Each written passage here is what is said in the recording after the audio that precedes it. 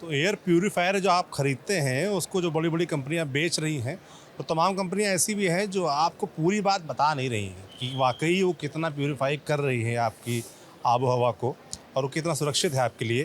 तो ये भैया लोग हमको मिले हैं, हम घूम रहे हैं दिल्ली में। भारत मंडपम में स्टार्टअप का महाकुंभ लगा हुआ है, हज़ारों स्टार्टअप्स हैं यहाँ पर। तो कुछ जो हमको अच्छे लग रहे हैं आपको दिखाने लायक वो हम चुन के आपको दिखा रहे हैं। तो दो साथी हमारे साथ हैं, इन्होंने एक एयर प्यूरीफायर बनाया है। तो एक मॉडल सरकार के लिए इन्होंने तैयार किया ये है और एक इनका इंडस्ट्रियल मॉडल ये है। और इन्होंने ये भी प्रॉमिस किया है कि ये आम कंज्यूमर हमारे जैसे आपके लोगों के लिए भी एक मॉडल तैयार कर रहे हैं। पर इनका कॉन्सेप्ट कुछ अलग है। अलग क्या है वो आप लोग बताएंगे। आप पहले नाम बता दीजिए अपना। मेरा नाम कपिल कपूर। कपिल कपूर। आपका? मेरा नाम अविनाश गोयल है एंड आई एम दी को फाउंडर ऑफ दिस कंपनी। तो आप दोनों लोग को फाउंडर हैं? हम दोनों लोग एक और फाउंडर है हमारे साथ। तीन साथी हैं। तीन साथी। बहुत बढ़िया। तो क्या है बताइए आइडिया आपका और वो जो झोल की बात मैं कह रहा था। सो द थिंग इज़ के क्योंकि एयर पोल्यूशन बहुत है दिल्ली में। आप देखते हैं कि दिल्ली वालों से बेहतर कौन जानता है? दिल्ली वालों, क्योंकि मैं दिल्ली का हूँ तो मुझे बेटर पता है कि क्या है, किस तरीके से सिचुएशन हो जाती हैं।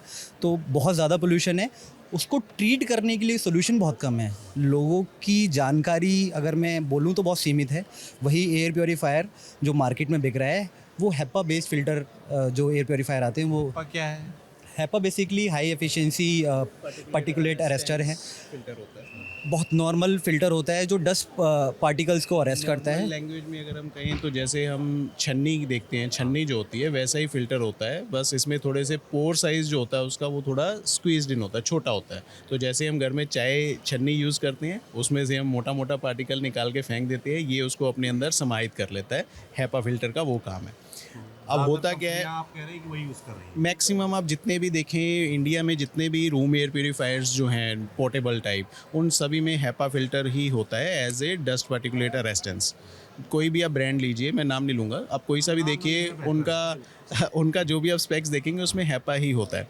और थोड़े टाइम पीरियड के बाद वो हेपा का जो साइकिल जो होता है क्लीनिंग का वो स्क्वीज इन होता जाता है। तो धीरे धीरे वो एक टाइम पे आके अपनी एफिशिएंसी पे वो बिल्कुल लूज़ कर जाता है। तब आपको रिप्लेस करना पड़ता है, चेंज करना पड़ता है। जब आप चेंज करने के लिए मार्केट में जाते हो तो वो आपको फिर दोबारा से पैसा देना पड़ता है उस फिल्टर के लिए, रिप्लेसमेंट के लिए।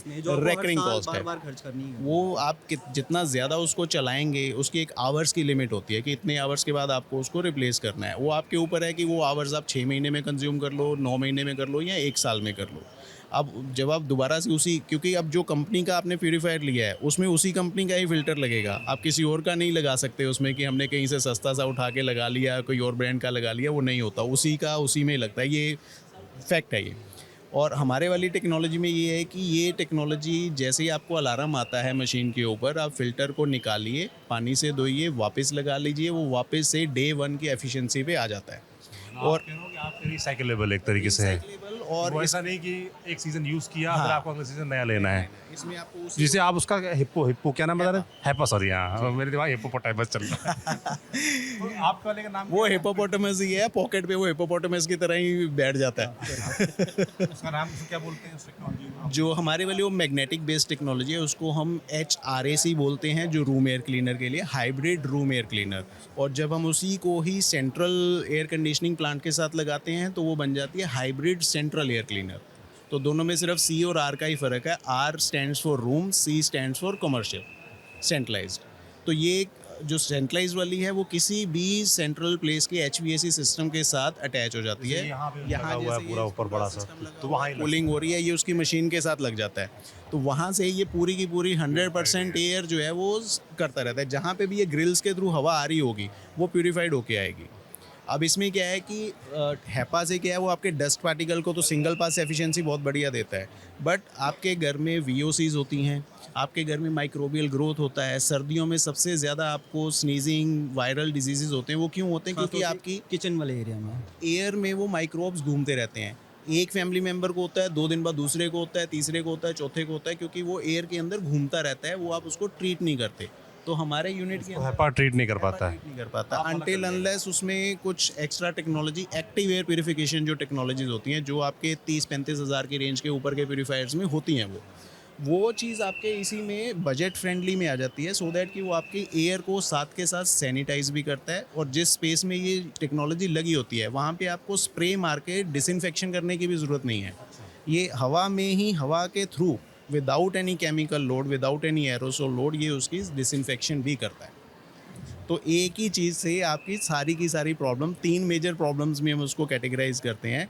एक डस्ट पोल्यूटेंट्स, दूसरा माइक्रो पोल्यूटेंट्स जो ऐसे बैक्टीरिया वायरस की तरह होते हैं, और तीसरा होता है वीओसी जिसको हम ऑडर बोलते हैं या स्मेल बोलते हैं। ये तीनों कैटेगरी को आप एक ही यूनिट से ट्रीट कर सकते हो, चाहे वो रूम है, चाहे वो सेंट्रल ऑफिस स्पेस है, या सेंट्रल एयर कंडीशनिंग प्लांट है, जहाँ पे भी ये टेक्नोलॉजी लगती है ये उसको ट्रीट कर देती है। और सबसे बड़ा प्लस पॉइंट इसका ये है कि आपको 6-7-8 साल तक इसको रिप्लेस करने की ज़रूरत नहीं है। आप इसको वॉश करके रीयूज़ अगेन एंड अगेन कर सकते हैं, और इसी में आपको अलग बनाता है, आप कह रहे हैं। ये हमें अलग बनाता है। ये That is यूएसपी our है हमारी। Patent actually. So we have Indian अच्छा, मतलब पेटेंट। जो आपके पास ये फिल्टर है और किसी के पास नहीं है। ये पेटेंट है ये सर, टेक्नोलॉजी हमारी पेटेंटेड टेक्नोलॉजी में हमारी अपनी कंपनी की टेक्नोलॉजी, अच्छा, कोई और नहीं बना रहा है। कहाँ से आया, शुरुआत कैसे हुई? शुरुआत हुई थी घर से। सो पेंडेमिक के टाइम से, मतलब पेंडेमिक से पहले, नॉट इन द पेंडेमिक से पहले वी वर प्रेग्नेंट। तो वाइफ, क्योंकि मैं एयर प्योरीफिकेशन में हम लोग काम कर रहे थे, तो हमको बस ऐसे ही एक कमेंट आया कि ये हर 2 महीने 3 महीने में जो ये खर्चा करते हो फिल्टर रिप्लेसमेंट का, एयर में ही काम करते हो, तो इसको क्यों नहीं कुछ ऐसा डेवलप करते जो हो जाए, कि कम हो जाए खर्चा ये। तो तब हमने रिसर्च किया ग्लोबली क्या क्या टेक्नोलॉजीज अवेलेबल है। हम दोनों ने बहुत उस पर ब्रेनस्टॉर्मिंग करी। WHO की बहुत सारी रिपोर्ट्स उस दौरान आती हमने थी go कि through करी। हाँ एग्जैक्टली कि इंडोर एयर क्वालिटी को कैसे इंप्रूव किया सकता है, उसके कॉजेज़ क्या हैं और उसकी वजह से नुकसान क्या क्या है, कि हर दिन 30 लोग मर रहे हैं इस एयर पोल्यूशन की वजह से, कि कितने $92 बिलियन का मतलब नुकसान हो रहा है हर साल इंडियन गवर्नमेंट को बिकॉज ऑफ एयर पोल्यूशन। तो ये सब जब हमने पढ़ा, इतना लार्ज स्केल पर ये इम्पैक्ट कर रहा है चीज़ों को, तो हमने कोशिश की कि इसमें कुछ अपना ही तैयार किया जाए। तो एक प्रोडक्ट हमने डेवलप किया, उसको पेटेंट कराया एंड देन हमने कंपनी को स्टार्ट किया। अब प्रोडक्ट तो हमने बना लिया, उसको वैलिडेट कहाँ से करें, तो वैलिडेट करने के लिए हम गए IIT दिल्ली के पास। ऑल्दो हम we are not from IIT और IIM, कहाँ बट से पढ़ाई की आपने? मैं दिल्ली यूनिवर्सिटी से ग्रेजुएट हूँ। मैंने लिटरेचर में अपनी ग्रेजुएशन करी है एंड मैंने इंजीनियरिंग अपनी बेंत कॉलेज गुरदासपुर से करी है, और उसके बाद मास्टर्स भी वहीं से करी। इससे एक बड़ा मैसेज ये भी है कि ज़रूरी नहीं कि आप किसी बड़े संस्थान से पढ़े हो तो ही कुछ कर सकते हैं, और इनकी सफलता की कहानी जब थोड़ा आगे बढ़ेंगे तो बताएंगे। तो उसको वैलिडेशन के लिए फिर हम लेकर गए IIT दिल्ली के पास। IIT दिल्ली को पिच किया, प्रोडक्ट के बारे में बताया कि क्या हमने बनाया है, उनको समझ आया एंड देन इंक्यूबेशन लिया हमने IIT दिल्ली के साथ। तो उनकी R&D फैसिलिटी को यूज़ करने का उन्होंने हमें वैलिड वो दिया कि आप कर सकते हैं इसको, एंड देन उसके बाद इसको IIM में हम लेकर गए, तो IIM में भी सेम, एंड देन उसके बाद BM मुंजाल यूनिवर्सिटी, तो वहाँ पर भी सेम। तो हमें जैसे गवर्नमेंट की जो ग्रांट्स होती हैं प्रोडक्ट डेवलपमेंट के लिए, तो BM मुंजाल यूनिवर्सिटी से हमें सीड फंड, जो स्टार्टअप इंडिया सीड फंड जो है, जिसके यहाँ पे महाकुंभ में खड़े हैं, उनसे हमें पहले ग्रांट मिला। फिर उसी प्रोडक्ट को लॉन्च करने के लिए हमें अगला स्टेप जो फंडिंग का आता है वो हमें दोनों BM मुंजाल से ही मिले। देन IIT से हमें मेटी, जैसे हम यहाँ मेटी में हैं, तो मेटी की टाइप 2.0 जो स्कीम है ग्रांट, उसको वो IIT से हमें मिली। और अभी जैसे IIM है, IIM ने भी थोड़ा इन्वेस्टमेंट हमें एज ए स्टार्टअप की तरह इनिशियली करा। सपोर्ट की बात करेंगे तो वो फंड वाला जो है वो तीनों से है, और मेजरली ACIC जो BM मुंजाल है वहाँ से सपोर्ट मिला। एंड अब क्योंकि वो वैलिड हो गया है, वैलिडेशन मिल गया है, तो हमने फिर प्रोडक्ट मेकिंग में उतरे, एंड प्रोडक्ट मेकिंग के बाद प्रोटोटाइप डेवलप किया। इंडिया की जो प्रोडक्ट बना दिए अभी तक आपने? अभी हमारा सेंट्रलाइज का एक है ये वाला, और कमर्शियल जो इस तरह के डक्ट लगते हैं उसमें में लगता है। इसमें 2 साइजेस हैं जो इंडस्ट्री के अकॉर्डिंगली है, 2 फीट बाय 2 फीट और 2 फीट बाय 1 फीट। ये मल्टीपल मॉड्यूल, जैसे आप ये वायर्स देख रहे हैं, तो ये ऐसे प्लग एंड प्ले है, आपस में कनेक्ट होती जाती हैं। एक मशीन का कोई सा भी साइज़ हो, उतने नंबर ऑफ मॉड्यूल्स इसमें लग जाते हैं। इंडस्ट्रियल हो गया और इंडस्ट्रियल हो गया। फिर उसके बाद ये वाला हमने रूम कैटेगरी के लिए बनाया हुआ है, जो हम एक पार्टी को OEM करके दे रहे हैं। बिल्कुल, ये आपकी सफलता की कहानी में अच्छा पढ़ा होगा कि DRDO ये आपसे ले रहा है। DRDO के एक टेक्नोलॉजी होल्डर हैं, वो डिज़ाइन उन्हीं का ही है। अंदर की फिल्ट्रेशन जो है वो टेक्नोलॉजी आपकी है, डिज़ाइन उनका है। डिज़ाइन उनका है, तो उनको हम ये बना के दे रहे हैं, तो वो आगे DRDO के साथ मिलके वो आगे सेल कर। फिर उसके बाद अब जैसे इंडोर की बात हो गई, अब सब बाहर की बात करते हैं कि आउटडोर पोल्यूशन बहुत है। तो आउटडोर पोल्यूशन में क्या है, बहुत सारी कंट्रीज़ ने, जैसे एग्जांपल बीजिंग का है, जो पहले 4-5 साल पहले टॉप 1 नंबर पे थी पोल्यूशन क्रिएशन में, और आज की डेट में वो टॉप 20s में भी नहीं है। इंडिया की 14 सिटीज़ हैं टॉप 20 में। जो पोल्यूशन के सोर्सेज होते हैं, जैसे पोल्यूशन कहाँ से आता है, या तो आपका इंडस्ट्री से आ रहा है, व्हीकल से आ रहा है, या आपका बिल्डिंग से आ रहा है जिसकी तरफ कोई ध्यान नहीं देता। बिल्डिंगों में क्या है, आज की डेट में हर बिल्डिंग के अंदर, चाहे वो कमर्शियल है या रेजिडेंशियल है, एसटीपी प्लांट्स भी अंदर लगे हुए हैं बेसमेंट में। गार्बेज ट्रीटमेंट रूम्स जो हैं वो भी बेसमेंट के अंदर ही हैं। आप जब बेसमेंट में जाते हो, आपको वहाँ पे पंजेंट स्मेल आती है, आप वहाँ पे खड़े भी नहीं हो सकते। तो वो अभी क्या है कि कोई ऐसी पॉलिसी स्ट्रिंजेंट नहीं है कि इतना कंट्रोल या इतना पैरामीटर आपको अलाउ है, इतना ही आप बाहर थ्रो कर सकते हो। जैसे उसमें 8-9 ग्रीन हाउस इफेक्ट गैसेस निकलती हैं। देर आर डिफाइंड गैसेस कि ये इतनी निकलती हैं, बट उस पर कोई लिमिट नहीं है कि उसका जो पीपीएम है या माइक्रोग्राम पर मीटर क्यूब की जो उसकी न्यूमेरिकल्चर है कि कैसे वो मेजर होती हैं, वो कितना थ्रो करना चाहिए। तो जब हम उसको हर एक सोर्सेज पे ट्रीट करके बाहर जाने देंगे तो कम्युलेटिव एनवायरनमेंट में उसका इम्पैक्ट कम होगा, तभी ये स्मोक चैम्बर जो बन जाता है सर्दियों में वो धीरे धीरे रिड्यूस होगा। सोर्सेज के ऊपर जब हम काम करेंगे तभी वो हो सकता है। अगर हम कहें कि बाहर हम 2-3 स्मोक टावर्स लगा दें, उससे हमारी सिटी क्लीन हो जाएगी, वो या जो नहीं स्प्रिंकल होगी। करते हैं ये पानी को हर जगह स्प्रिंकल करते हैं, आपको देखा होगा आपने, जो ये ट्रक्स घूमते रहते हैं, अब वो पानी छोड़ देते हैं, थोड़ी देर बाद वो फिर से सूख जाता है तो डस्ट फिर से ऊपर हो जाती है। दिल्ली में कृत्रिम बारिश की भी बात चर्चा चल रही है, कराई हाँ, तो वो बेटर है। बेस जो आपका क्लाउड सीडिंग जो है, उससे क्या आप बहुत बड़े एरिया को स्प्रिंकल करके, क्लाउड सीडिंग करके आप आर्टिफिशियल रेन कर रहे हो। अब होता है क्या है कि जब आर्टिफिशियल रेन होती है उसी टाइम पे अगर सनलाइट भी अवेलेबल है तो ऑटोमेटिकली मदर नेचर में वो कम्युलेटिवली फोटोकैटालिटिक ऑक्सीडेशन होती है, जिसकी वजह से ये वायरस आप जब हिली एरिया में जाते हो या किसी वाटर बॉडी के पास जाते हो, आपको हवा स्वच्छ फील होती है। क्यों? क्योंकि मदर नेचर में वो ऑलरेडी काम हो रहा था। अब हुआ क्या, मेट्रो सिटीज़ में ग्रीनरी हो गई कम, सीमेंट जंगल बन गए ज़्यादा, पोल्यूशन के लेवल हो गए ज़्यादा। अब मदर नेचर जो अपना एफिशिएंसी से काम हो रहा था वो हो गया कम, इसीलिए पोल्यूशन ज़्यादा बनता है। अब क्यों लोग कहते हैं पेड़ लगाओ, ग्रीनरी ज़्यादा बढ़ाओ, वो इसीलिए क्योंकि मदर नेचर में वो ऑलरेडी चीज़ें थी, हमने उसको सप्रेस कर दिया, उसकी एफिशिएंसी कम हो गई। ग्रीनरी कम होने से तो पोल्यूशन लेवल ज़्यादा बढ़ना ही बढ़ना है। दूसरा, हमारी ज्योग्राफिकल लोकेशन ऐसी है जहाँ पे विंटर्स में हवा में मॉइस्चर लेवल रहेगा ही रहेगा। अब जो पोल्यूशन है वो जब एक लेयर ऑफ स्फेयर से ऊपर नहीं जा पाता तो वो वहीं पे रह जाता है, तो तभी वो जो स्मोक है प्लस फॉग जो है वो मिलके स्मोक बना देता है, विच इज़ मोर डिजास्ट्रस। आप सिर्फ पोल्यूशन, ड्राई पोल्यूशन में है तो वो कम इम्पैक्ट करता है, स्मोक ज़्यादा इम्पैक्ट करता है, आपको ब्रीद ही नहीं आ पाता, ब्रीदिंग ही नहीं हो पाती।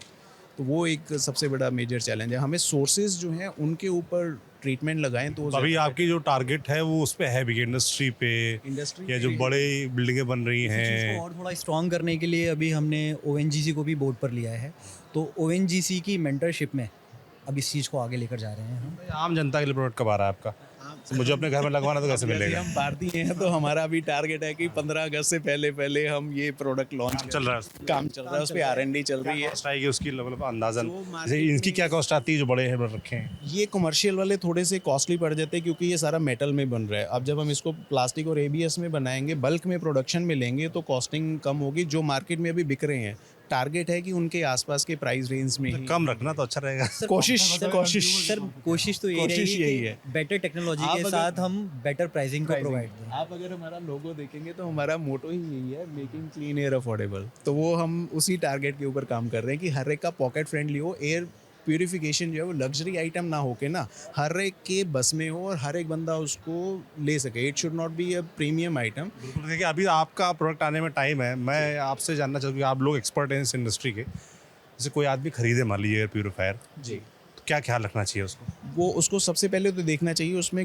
उसके घर के अंदर पोल्यूटेंट कौन सा मेजर है। क्या उसके डस्ट का ज़्यादा प्रॉब्लम है या उसके घर के अंदर माइक्रोबियल जो जैसे बैक्टीरिया वायरसेस जो होते हैं या मोल्ड फॉर्मेशन होता है, किसी के घर में दीवारों पे फफूंदी लगी होती है, वो प्रॉब्लम है, या उसके वहाँ पे ऑर्डर का प्रॉब्लम ज़्यादा है। उस हिसाब से वो अपना प्यूरीफायर का सिलेक्शन करे कि उसमें कितनी नंबर ऑफ लेयर्स हैं। नॉर्मली जो इंडिया में जितने आते हैं उसमें 3 लेयर्स तो सब में होती हैं। एक प्री फिल्टर होता है, एक हैपा होता है, एक कार्बन होता है, जो कि ये डस्ट और थोड़ी बहुत VOC पे काम करता है। अब जब आपको बैक्टीरिया वायरसेस पे काम करना है तो आप उसमें देखिए कि उसमें कैटलिटिक फ़िल्टर हो, UV फ़िल्टर हो और एक आयनाइजेशन फ़िल्टर भी होता है, बाइपोलर आयनाइज़र या आयनाइज़र भी बोलते हैं उसको, वो उसमें होगा तो ये जो बैक्टीरिया वायरसेस है ये भी उससे वो ट्रीट हो जाएगा। तो आप अपनी ज़रूरत के हिसाब से सिलेक्ट करें और आपकी पॉकेट कितना अलाउ कर रही है उस हिसाब से आप सिलेक्ट कर सकते हैं। तो अब जब अभी अवेलेबल ही है पाया तो मजबूरी बन जाती है सबकी वही चीज़ लेनी। अब जब हमारे वाली टेक्नोलॉजी भी आएगी तो दो लोगों के पास एक ऑप्शन होगा, दे कैन ऑप्ट की जो उनकी पॉकेट फ्रेंडली भी हो, कि उनको बार बार हर साल या हर 6 महीने में फ़िल्टर चेंज ना करना पड़े। वो अपना वॉश करें या हमारी टीम को बुलाएं, हमारी टीम आके क्लीन कर देगी। जो भी आने जाने का जो रहता है वो भी सर्विस उस का, वो भी तरफ भी सर्विस विचार का कर रहे हैं कि बिल्कुल। सर्विस वाले यस यस, वो हम टाई अप करेंगे। जैसे बहुत सारे प्लेयर्स हैं, अर्बन कंपनी है या वो है, तो उनके जो ऑलरेडी मैन पावर्स हैं उनको हम ट्रेन करेंगे कैसे क्लीन करना है, कैसे रिफिट करना है, दैट विल बी देयर। तो उसके ऊपर हमारा पूरा प्लान है कि फुल प्रूफ सोल्यूशन तक के आपका साथ हम रहेगा। 15 अगस्त आज़ादी वाले दिन। तो शुभकामनाएं आप लोगों को, शुक्रिया, थैंक यू। आप लोग अच्छा करें, सफल हों। बाकी आप लोगों को इनका आइडिया, इनका प्रोडक्ट कैसा लगा हमें कमेंट बॉक्स में लिखकर ज़रूर बताएं। और बाकी हम महाकुंभ में घूम रहे हैं स्टार्टअप के, जो और स्टार्टअप ऐसे दिखते रहेंगे, आपको दिखाते रहेंगे। आप देखते रहिए TV9 डिजिटल। शुक्रिया।